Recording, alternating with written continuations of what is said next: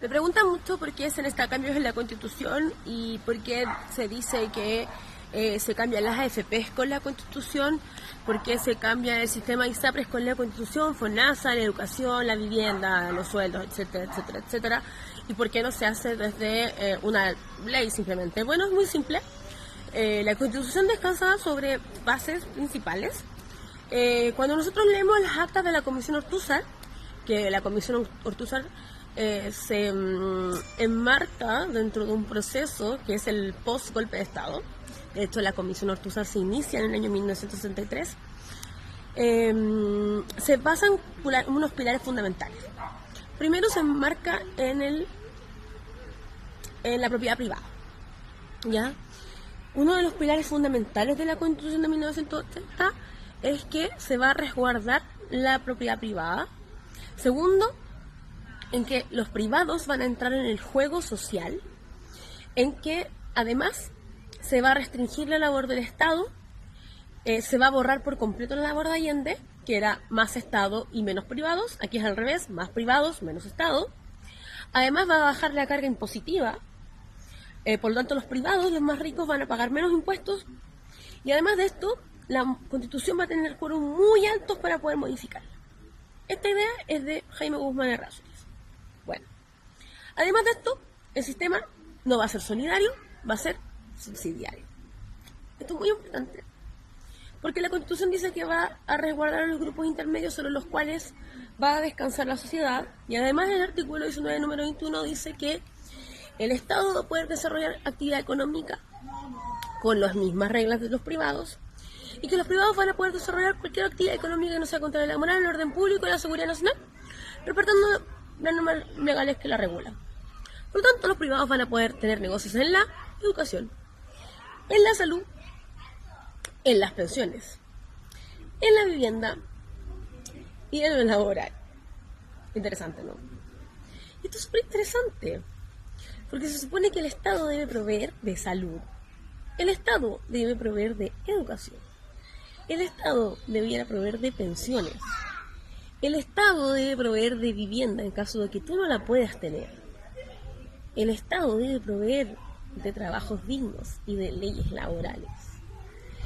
Por lo tanto, el mercado no se regula solo, es como casi ilógico.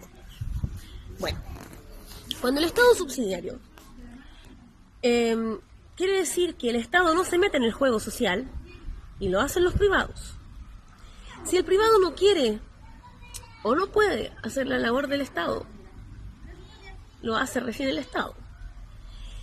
Y esto es peligroso, porque se empieza a ver a la gente como clientes y no como personas. Y me vas a preguntar, ¿qué? Sí. Los colegios particulares subvencionados, por ejemplo, reciben una cuota de los privados y una cuota del Estado. Es una mixtura un poco extraña, cosa que no pasa en los países desarrollados. En los países desarrollados, los desarrollados de verdad, no Estados Unidos, por favor. En los países desarrollados como Finlandia, Dinamarca, Noruega, los países escandinavos, donde sí hay derechos sociales, el Estado educa a sus ciudadanos y a sus habitantes. El Estado provee de salud de calidad, el Estado provee de vivienda digna, incluso a sus refugiados. Pero el Estado ahí no es subsidiario, el Estado es solidario, el Estado es de bienestar. Bueno, ¿cómo se logra eso? Con una mayor carga impositiva, cosa que en Chile no sucede, donde la carga impositiva la pagan los más ricos y la pagan sus ciudadanos, donde la carga impositiva obviamente es mucho más alta, pero la distribución del ingreso también es mejor, y en donde los impuestos se pagan, se saben que se pagan. O sea, te llega una boletita todos los meses diciendo en qué gastaron tus impuestos. El tema es que el estado de bienestar no es un estado que subsidia a la gente. Entonces, por eso debemos cambiar la Constitución. No es todo por iniciativa legal. Claro, la ley puede venir a solucionar algunas cosas, pero existe el Tribunal Constitucional. El Tribunal Constitucional, que existe en muchos países, por cierto, en Chile lo que hace es funcionar como tercera cámara. O sea, si yo veo que la ley es inconstitucional, recurro al TC y declaro que la ley es inconstitucional y la hago letra muerta. Por lo tanto, no resuelvo nada, porque la ley no funciona y vuelvo a foja cero. Ahora, si yo quisiera modificar la Constitución, Pilar de Jaime Guzmán no la puedo modificar porque el quórum es demasiado alto y es de miembros en ejercicio, no de miembros en la sala. ¿Te imaginas ahí?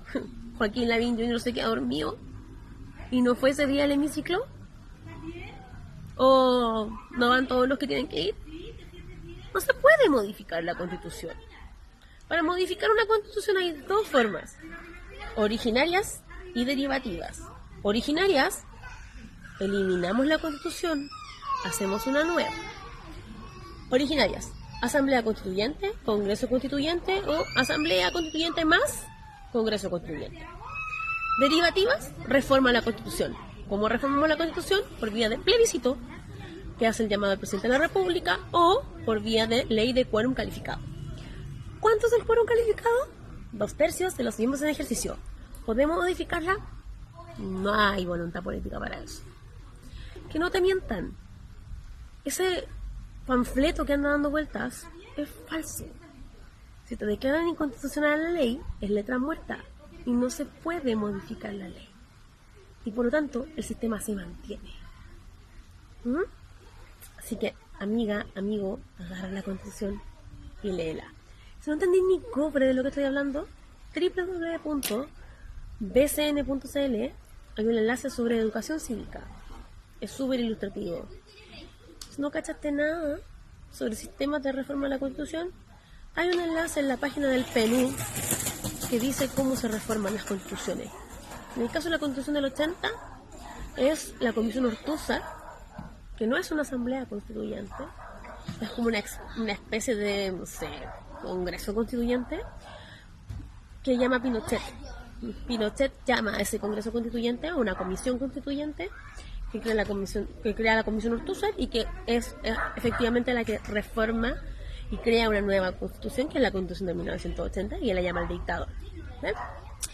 No todo es lo que parece, y la derecha está metiéndonos el gol de nuevo, porque quieren un congreso, asamblea designado constituyente medio raro, que va a seguir las reglas de la Constitución del 80. Mala idea. Así que suelten los privilegios, por favor. Abrazos.